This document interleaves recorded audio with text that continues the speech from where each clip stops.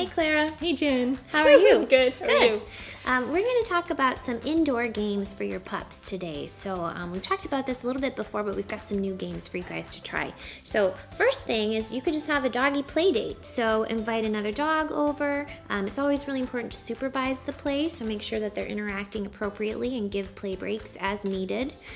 Another thing that I would suggest is to, if you have any concern about resource guarding, so if your dog might feel uncomfortable with another dog being around a bone or a toy, just pick up all of those resources before the play starts. Or even, I have a little dog and he guards like space, so I make sure he doesn't get on the couch or something where there could be potential for that too. That's a great point.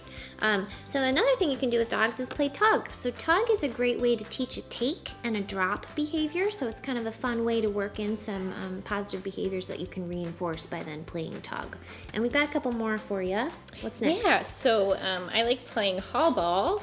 So hall ball is just playing fetch in like a narrow space, like a hallway. You can play this inside or any space where your dog has to run back and forth, kind of like a boomerang. So it's pretty fun. Another game that I like to play is called STAIRMASTER. So STAIRMASTER, if you have access to stairs in your home, it's just having your dog go up and down the stairs. You can put little treats on the stairs, or you can be with them, walking next to them, just getting them active coming up and down the stairs. You could ask for little sits on each stair or a touch, something like that, work in some cool behaviors.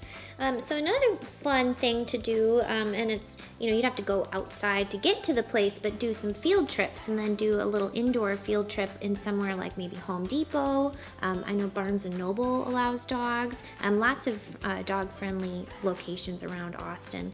The Domain has a ton of them, but you can take your dog inside a dog-friendly business and walk them around, ask for some behaviors, reinforce for calm, appropriate behavior. So getting them kind of used to a new space and having some fun, sniffing some new smells. Another one you can do is go find your toys. So you can teach your dog the name of their toys, and then you can ask them to bring them to you. So teaching kind of a retrieve, or maybe putting them in a basket, something like that. So that's kind of a cool one. Oh, that's so fun. So another great game I like is called Hot Lava. So this just, you can get two people and your dog and create mats around your home. So this could be with blankets or pillows or some sort of base. And so you'll be walking around. You could even practice loose leash walking while you're walking around. And someone calls out, "Hot lava." Hot lava. And you have to go to your nearest base. So like a pillow, a blanket, and you can ask them for like a behavior, like sit or touch while they're there. So that's a nice fun one for indoor.